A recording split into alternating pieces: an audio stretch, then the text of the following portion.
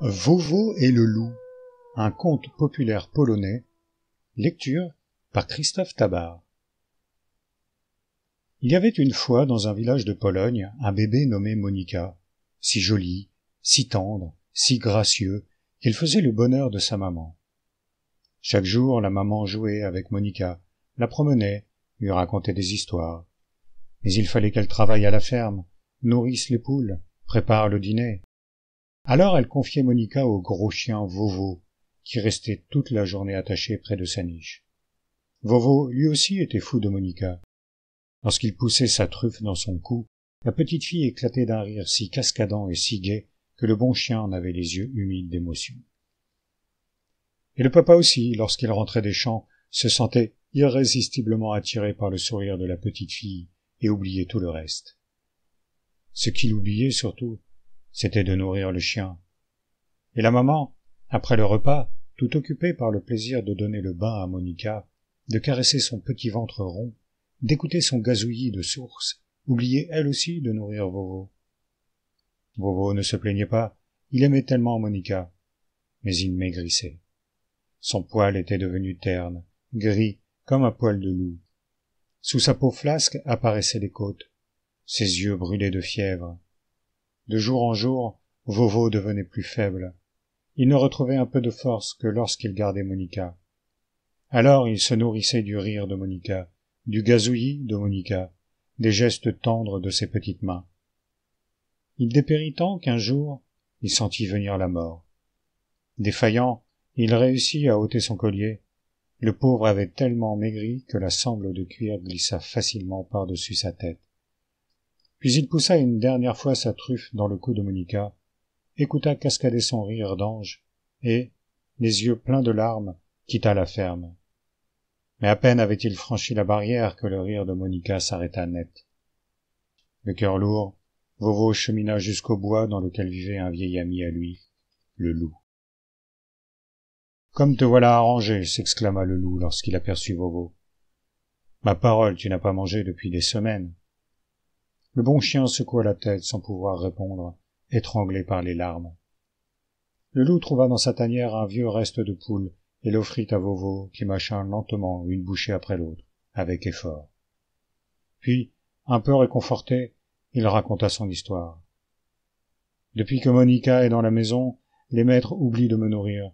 Pourtant je leur rends service, je leur suis fidèle, je garde Monika quand sa mère travaille. »« Tu n'as qu'à la manger, » répliqua le loup à sa manière rustre. « Ça doit être bon, un bébé. »« Tu es complètement fou, » s'exclama Vovo, scandalisé. « Monika est un ange, une merveille de petite fille, un amour. » Et le bon chien ne put poursuivre, secoué par les sanglots. Le loup était bien ennuyé d'avoir mis son ami dans cet état. Aussi chercha-t-il très vite une autre solution. « Quitte cette ferme dont les maîtres sont des ingrats, va-t'en sur les routes. Tu es brave, courageux, fidèle, tu trouveras bien un autre maître. »« Impossible, » articula Vovo en reniflant. « Je ne peux pas quitter Monika. Je l'aime trop, cette petite, tu comprends? Si je la quitte, c'est comme si le soleil s'éteignait. » Et il se remit à pleurer. Le loup était vraiment désolé de voir son ami si triste, si maigre. Il se mit à réfléchir encore plus fort, plissant le front, fermant les yeux pour se concentrer. Et brusquement il s'écria « J'ai une idée formidable, une ruse extraordinaire. Écoute-moi bien. Pour le moment tu vas rentrer à la ferme comme si de rien n'était. Demain, lorsque tu garderas Monika, je m'approcherai tout doucement d'elle et je l'enlèverai. Toi tu aboieras très fort jusqu'à ce que les maîtres viennent voir ce qui se passe. Ils te détacheront. Tu me poursuivras. Tu me rattraperas. Nous nous battrons. Je ferai semblant de perdre. Tu reprendras Monika et tu la rendras à ses parents. Si après ça, tes maîtres ne te donnent pas à manger, c'est qu'il n'y a rien à espérer de ces gens-là. » Ce plan parut très rusé à Vovo. « D'accord, dit-il au loup. À demain. » Il rentra à la ferme un peu ragaillardi par ce projet. Mais la nuit, des cauchemars l'assaillirent. Il n'avait pas oublié le premier conseil du loup. Il avait peur que son ami, retrouvant ses instincts sauvages, ne dévore la petite fille. Il gémissait dans son sommeil, tout trempé de sueur. Le lendemain, alors qu'il gardait comme à l'habitude Monika, le loup apparut à la barrière, Vovo lui répondit par un signe discret, convenu entre eux, qu'il pouvait y aller. Le loup s'approcha, en rampant très lentement du berceau de la petite fille. Puis il bondit sans le moindre bruit, la prit dans sa gueule et l'emporta. À cet instant, une terreur épouvantable envahit Vovo.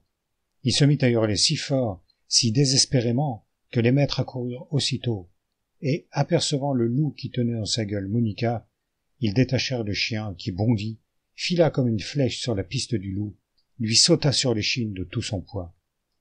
Le loup, surpris par tant d'agressivité, lâcha la petite fille, fit brusquement volte-face. « Doucement, Vovo, s'écria-t-il, c'est un jeu entre nous. »« Excuse-moi, loup, répondit le chien, j'ai eu réellement peur pour Monica. » Pour la forme, ils firent semblant de se battre un peu, mais pas trop fort pour ne pas effrayer la petite fille, qui, dans l'herbe, souriait aux anges. Puis Vovo la reprit dans sa gueule, tandis que le loup faisait mine de s'enfuir, la queue entre les jambes. Quel accueil au village! Les cris, les pleurs de la maman avaient attiré tous les voisins. Lorsque la foule vit revenir le bon chien, tenant dans sa gueule la petite fille, tout le monde l'applaudit. « Bravo! Quel chien fidèle et courageux !» Monica riait aux éclats dans les bras de sa maman et de son papa. « Mais, fit alors remarquer une voisine, pourquoi est-il si maigre, votre Vovo?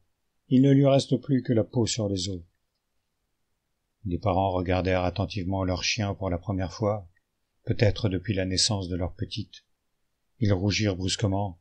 « C'est que nous avons tellement été occupés par Monica, nous l'avons un peu oubliée, murmura la maman. « Pardonne-nous, maintenant tu ne seras plus attaché, promit le père en caressant la bonne tête de Vovo.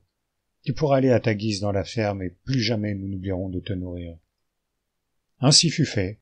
Ils eurent tellement à cœur d'effacer les souvenirs de leur négligence qu'ils donnèrent à Vovo bien plus qu'il n'en pouvait manger. Aussi prit-il l'habitude de partager sa pitance avec son compère le loup. Si les hommes n'avaient pas, à cette heure-là, dormi, ils n'auraient pu contempler le spectacle étrange du loup et du chien attablés côte à côte sous la clarté de la lune, discutant sagement de la vie et s'émerveillant chaque jour, en bons grands-pères, des progrès de leur petite Monica.